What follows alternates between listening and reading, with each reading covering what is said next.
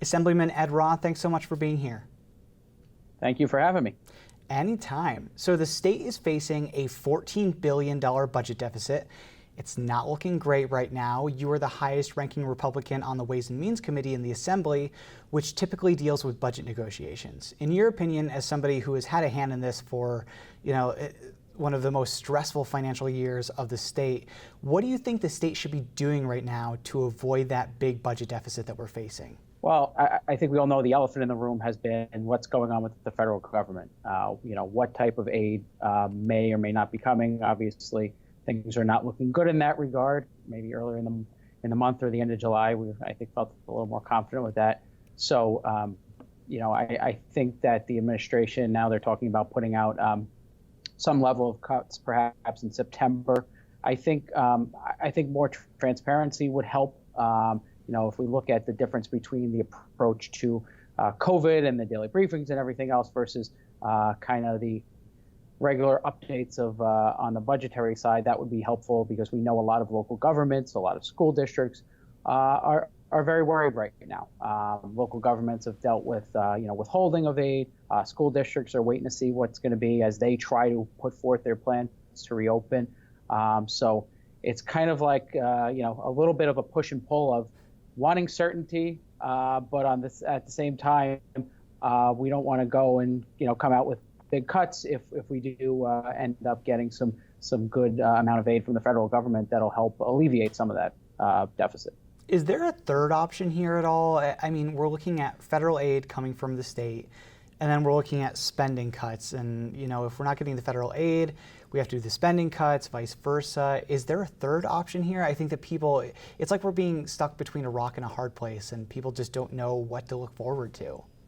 Yeah, I mean, obviously, in a really significant, announcement, both the majorities, on the Democratic side have now really opened the door to talking about tax increases.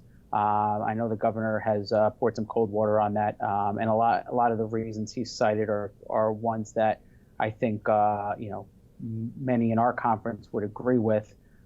We do still have a pretty high tax burden as a state.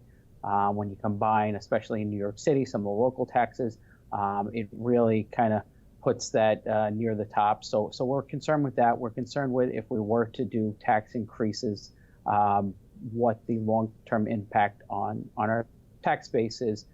We do have some really high level of reliance on our personal income tax base, and those short-term fixes may be very attractive right now, in particular taxing high earners, but they could further erode that tax base as we get into the years into the future. I know there's any number of proposals out there, though, both in terms of income tax and other type of taxes that have been proposed, and I'm sure as we get into potentially having major cuts announced, there are going to be major conversations about those. So in other words, when we're talking about tax raises for the ultra wealthy, for billionaires, it's something that Democrats are pushing. You're right. The concern is that if you raise taxes on these high income earners, that they might move from New York to somewhere like Connecticut with lower taxes, and they won't have a problem getting back into the state for whatever they need to do in New York City. Is that the concern that I'm looking at? Yeah, I mean, I think we've already seen, over the last really decade, our tax base eroding with regard to that. We do have a smaller share of those high income earners than we have in the past, and I think that, like I said, something that is very attractive in the short term may end up just kicking the can down the road, and us still having to find ways to deal with the things that we want to be able to fund, like education and higher education and healthcare, as we get into the years to come, because I think we all know this is going to be a multi-year recovery from this situation.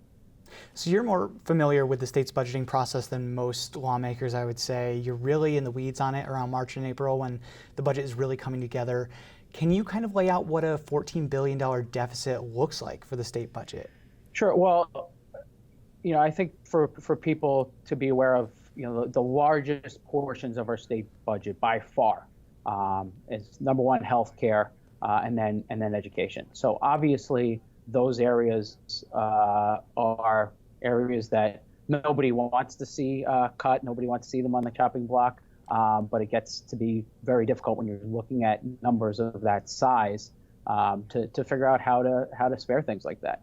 We already, in the enacted budget, did reduce the state support for education by almost $1.2 billion, which is being backfilled by some CARES Act federal funding.